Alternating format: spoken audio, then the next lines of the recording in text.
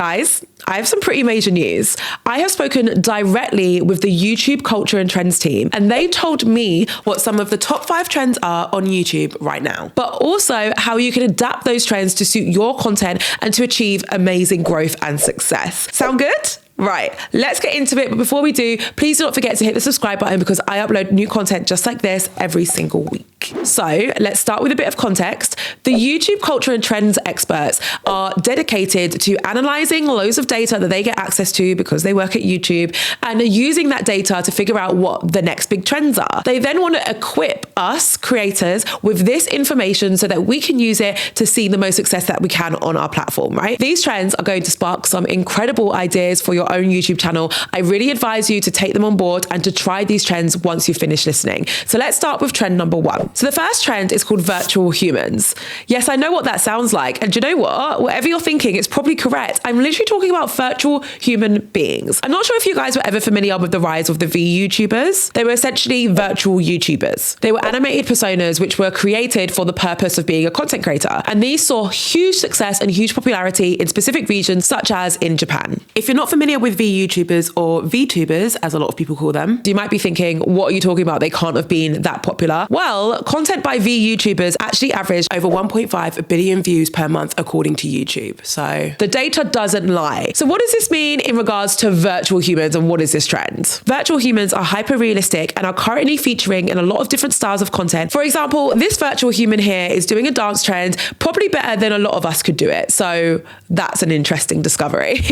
What does this mean for you guys and how can you adapt this trend? Well, a lot of people have messaged me in the past saying, look, I really want to be on YouTube. I want to create content, but I don't necessarily want to share my face. Or at least you don't want to share your face as much as other creators like I do. My face is always on screen. You guys must be sick of it. If you fall into the category of someone who doesn't want to share their face as much or at all, virtual humans is going to be a very interesting trend for you. Adopting this trend and creating your own virtual human will allow you to create the content that you want to create while still having a face attached to your content. This is incredibly powerful, even if it's a virtual face, because it allows you to build a persona. And that's often why people recommend that you share your face in content, is because it allows you to build a persona and it provides something recognizable for your audience to latch onto. You can still achieve those things with a virtual human rather than with yourself. Have you guys noticed that there's been an increase in horror content recently?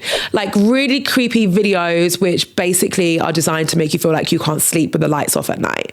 Just me? Well, there has been an increase in horror content recently. In fact, some of the top performing videos from last year were horror videos shared to YouTube. I was going to include a really scary video in this one, but I'm not going to because I love you guys too much. And honestly, I didn't want to have to rewatch that video when it comes to me reviewing this edit. So I'm not going to include it in here, but I will include some links to some of these videos in the description if you want to check them out. Now, what we're calling this second trend is narrative horror. It essentially refers to these horror style pieces of content that people were sharing a lot last year and that which are now being adapted into shorter form pieces of content. And that's really where the trend lies. So what people are doing is they're finding a previous style of trending content and they're figuring out a way to adapt it into a short form piece of content. This is something that I think you and I should try to do more often too. Now, how we usually go about doing this is we take like a long form video and then we cut that down and we share that as a short, right? So the process of going from long to short is just a matter of us condensing what we already have. What this trend does, it reimagines the existing video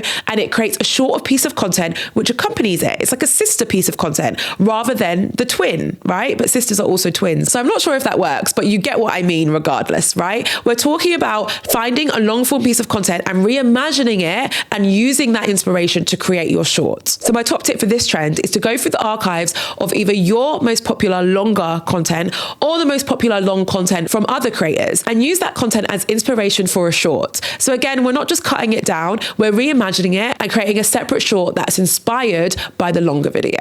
This next trend makes me wish that I went to a HBU in America for my university. And the trend is majorette dancing. Now, you've probably seen some of these videos appear online previously. It's essentially a dance trend which mimics the style of dancing that you might frequently see at HBU, so historically Black universities over in the US. Now, this style of dancing is starting to seep through to your usual dance challenges. Previously, it was literally just reserved for the majorette majorettes, but people are starting to adapt that style of dancing and turn it into different dancing challenges like the one on the screen right now. What I love about this trend is that it shows that inspiration for your content can come from a variety of different places. People have taken majorette dancing, which was previously very specific to majorette dancers, and used it to inform their own style of dancing, their own music choice, and turn that into a new style of content. So my tip for you here is to think about how you could do something similar. Immerse yourself in a different niche or a different style of content and see if there's any creative inspiration you can take from that style of content and incorporate that into your future content too. Next trend, wash day routines.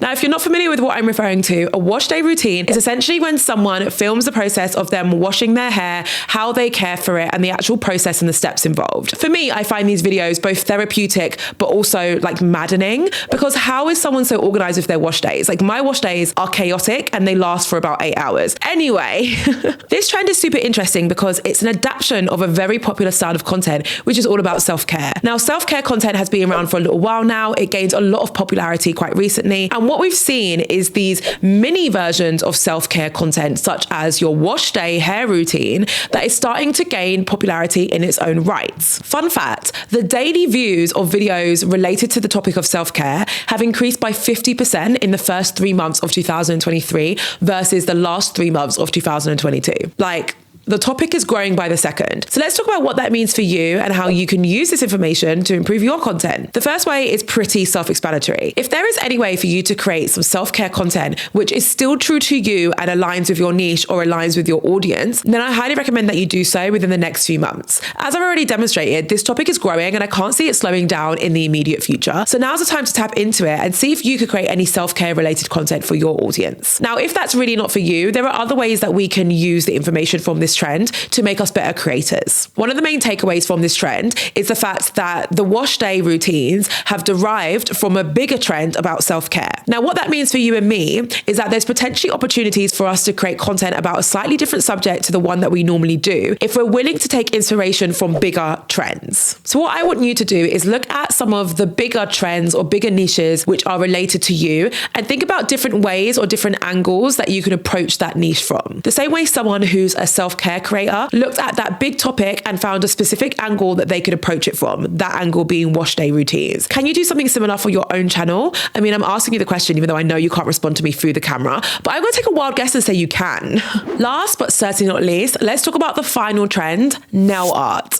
Now, keep with me for this one because this one is super interesting. Essentially, if you're not up to date with the nail art trend, it's basically this trend which involves people sharing different creative art for their nails. I wish I had nail art right now to show you. I almost always have nail art, so trust this to be the one time when I don't. Anyway, I will show some examples of the screen of different nail art content. Now, where the trend comes in is how different creators are actually tapping into cultural moments and creating nail art around it. For example, this creator used the FIFA World Cup as inspiration for her nail art set. Right? What this tells us is that there is a huge opportunity for us to tap into cultural moments and use these cultural moments as a way to put a different spin on our usual content, right? So keep our content fresh, keep it trending, and how we could do that is by tapping into cultural moments. Online video and culture have mutual influence on each other, which means that online video influences culture and culture influences online video. Let's merge those two things together and think of creative ways that we can tap into different cultural moments for our own content. Next steps for this one is to list all of the key cultural moments